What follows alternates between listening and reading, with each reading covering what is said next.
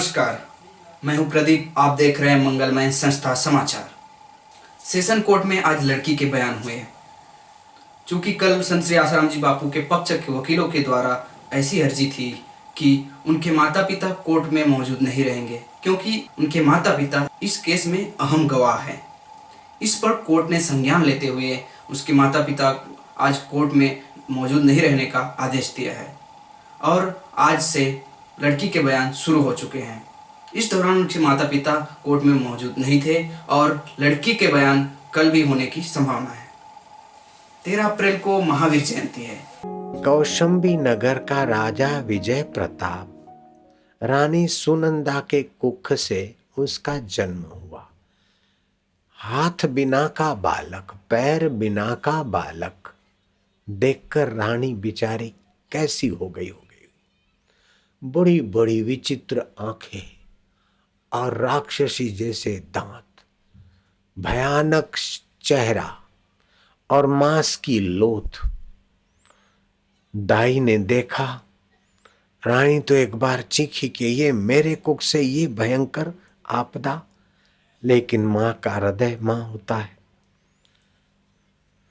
राजा को बुलाया। राजा कौशंबी नगर का सम्राट नगर में इस भयंकर आपदा रूप बेटे की खबर नहीं देंगे? ये कोई मेरे पाप का फल है? नहीं, राजा के पाप का फल नहीं था, लेकिन उस बालक का अगले जन्म के पाप का फल वो भुगतने के लिए आया था। उन दिनों में महावीर कौशंबी नगर में सत्संग के लिए आए तो एक अंधे ने पूछा कि इतनी चहल पहल और इतना लोगों का आना जाना रास्ते पे से, क्या बात है? कोई राजा का जन्म दिवस है या कोई पर्व है? बोले नहीं, एक महात्मा आए हैं, उच्च कोटि के संत आए। उस अंधे ने कहा भाई मुझे भी ले चलो। एक युवक को दया आ गई, उस अंधे का हाथ पकड़ के वो महावीर के सत्संग में उसे ले गया, आगे बिठा दिया। महावीर आए, थोड़ी देर शांत आत्मा हो गए। बुद्धिमान लोग भी संत के साथ शांत हो गए। फिर महावीर ने सत्संग शुरू किया। महावीर सत्संग करते, लेकिन महावीर का खास शिष्य गौतम बार बार उस अंधे पर नजर जमा रहा है। अंधे का शरीर ऐसा था कि मक्खियां बिन बिना रही थी। आंखों से तो नहीं देखता, कान से भी नहीं सुनता और खुजलाता रहता।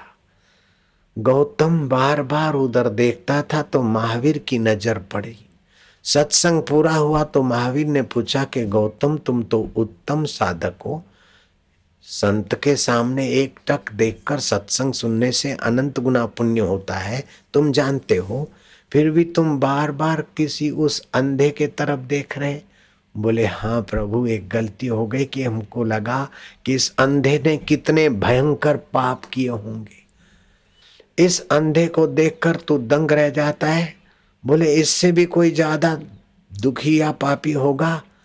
तब महावीर ने कहा हाँ, कौशंबी नगर का राजा विजय प्रताप का पुत्र अभी थोड़े दिन पहले जन्मा है।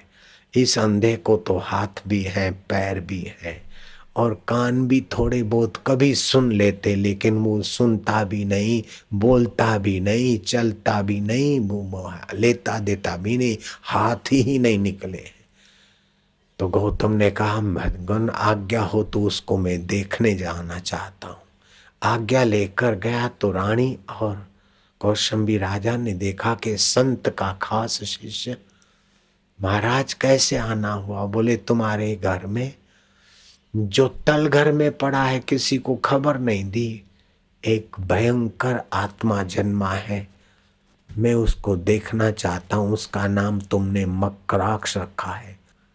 रानी ने कहा कि मैं दिन में एक बार जाती हूँ तल घर में, नाक मुंह बंद करके, भयंकर उसके बदबू निकलती है शरीर से, फिर भी जाया है तो उसके मुंह में कुछ डालती हूँ, राब बाब बनाती हूँ और वो मुंह में डालती हूँ, ऊपर से मुंह से खाता है और शरीर से पिचकारी निकाल देता है।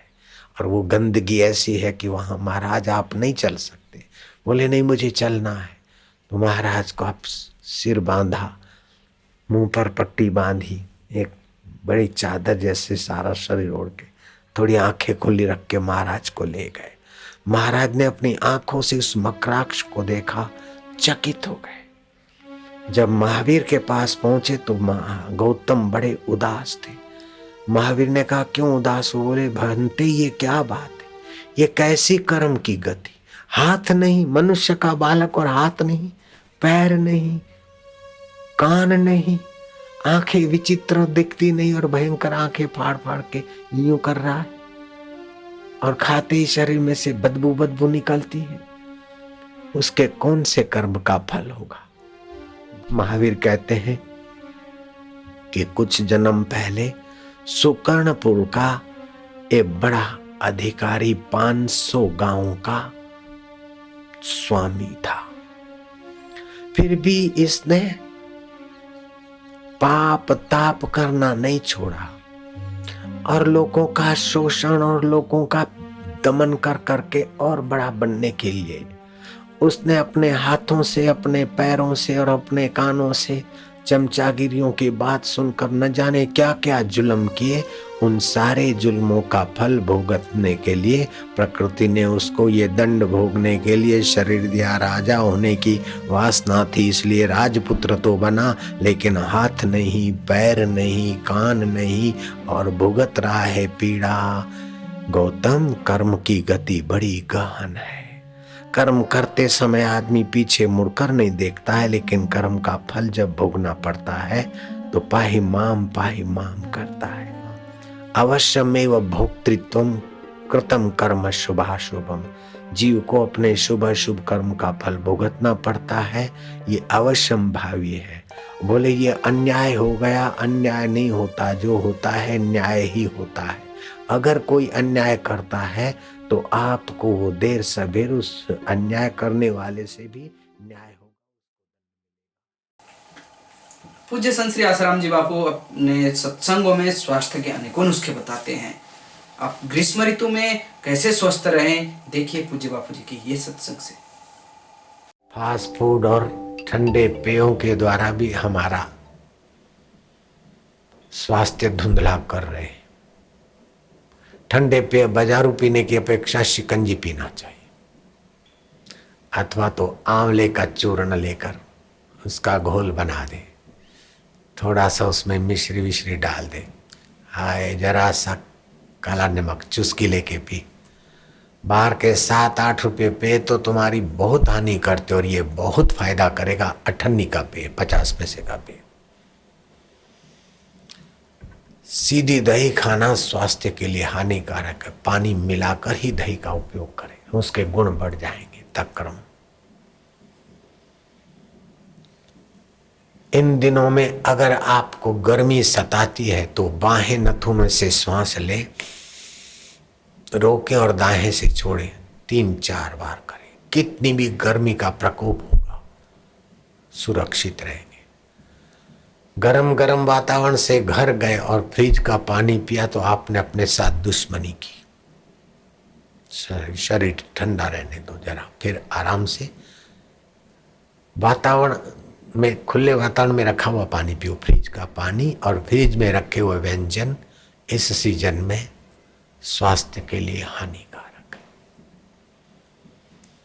अगर मासिक धर्म में पीड़ा होती है, मुंह में छाले हैं, आंखों में जलन है, तो जीभ को ऊपर कर दो, दांत मिला दो ऊपर नीचे के,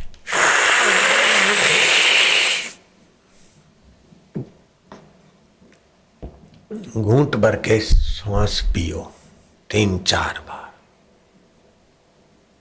डॉक्टर कहते ट्यूब खराब है, मासिक ये ऑपरेशन करा लो, गर्भधानी का ये करो, फलन। कोई जरूरत नहीं है। 1.25 लीटर पानी रात को रख दो तांबे के बर्तन में, सुबह खाली पेट पी लो, घूमो। महिलाओं की, देवियों की गुप्त संबंधी, महिला के गुप्त रोग संबंधी तकलीफें सारी 8 दिन में छू हो जाएगी। पूज्य संत श्री आसाराम जी बापू पर हो रहे षड्यंत्र पर जनमानस की क्या प्रतिक्रिया है, देखिए। मेरा नाम लालजी विश्वकर्मा है। संत दीक्षा लेने के बाद में हर तरह से मानसिक, आर्थिक, भी फायदे हुए। जो भी शांति, सबसे बड़ी बात तो शांति मिली। जो मन में घबराहट होती थी, ये फायदा होगा, ये नुकसान होगा, कुछ नहीं, जो होनी होगा अब तो होएगा। इससे दीक्षा लेने के बाद में सब बहुत सारे फायदे हुए, जिसको कहा नहीं गया। बढ़ते हुए कार्यक्रम को देख के, बढ़ते हुए शिष्य लोगों को देख करके इनमें एक जलन सी भाव है। तो असामाजिक तत्व लोग मिल करके बापूजी पर आरोप लगा रहे हैं। मीडिया से बापू से हमेशा कभी बना नहीं है, इसलिए वो तो आरोप पर आरोप लगाते चले जा रहे हैं। इसमें कुछ तो हमें ऐसा लगता है कि आश्रम में कुछ ये लोग ने 2-4 साल पहले से ऐसे कुछ अपने आदमी घुसा दिए हैं, जो कि वक्त आने पर विस्फोट करेंगे। से इनके ही आदमी हैं जो उनके खिलाफ बयान दे रहे हैं। तो टीवी पर देख कर तो सभी लोग जो है भ्रमित हो चुके हैं। जो टीवी पर देखते हैं, जो पेपर में पढ़ते हैं, उसी को सही मान रहे हैं। अब जो बाबू से जुड़े हैं, उनसे जाकर के अगर वो मिलें, उनके दिल की हाल पूछें, तो उनको सही कुछ मालूम पड़े कि क्या है। नहीं तो जो उनको दिखाया जा रहा है वही सच मान रहे हैं। ऐसे संत को रेप का आरोप लगाया जा रहा है, तो बहुत ही घटिया टाइप का आरोप है। आश्रम में हम लोग जाते हैं तो वहाँ बाबू से ब्रह्म ज्ञान सुनने के लिए मिलता है। ऐसा किसी तरह का, और इतने सारे पब्लिक होने के बाद में उनकी ऐसी कृपा दृष्टि है कि किसी को कोई तकलीफ नहीं होती है। हिंदू धर्म में बापूजी मुख्य संत हैं, सबसे बड़े हुए संत हैं। इनको अगर गिरा दिया जाए तो पूरा हिंदू संस्कृति की पूरा स्तंभ ही गिर जाएगा। ये साजिश करता लोग बापूजी को ही टारगेट बना के पहले इनके ऊपर आरोप लगाए, एक के बाद एक को लगाते चले जाएंगे और हिंदू संस्कृति का सर्वनाश हो जाएगा। जब से बापूजी के ऊपर आरोप लगाया, तब से ऐसा लगा था कि ये जीवन खड़ी पतंग की तरह हो गई। उनके बिना तो ऐसा लगता है कि जीना ही बेकार है। हर तीसरे महीने, चौथे महीने उनके सत्संग हुआ करते थे। हम लोग सत्संग अभी मिलना सब बंद हो गया है। दीक्षित लोग और जो दीक्षा नहीं ले, सभी लोग उनके सानिध्य में आते थे और सबको उसका लाभ मिलता था। अब सब कुछ बंद हो गया। आरोप तो उनके ऊपर बहुत काफ़ी दिनों से सब लगाए जा रहे हैं, लेकिन सिद्ध एक भी हो नहीं पाया अभी तक। सब झूठा ही साबित हुआ है।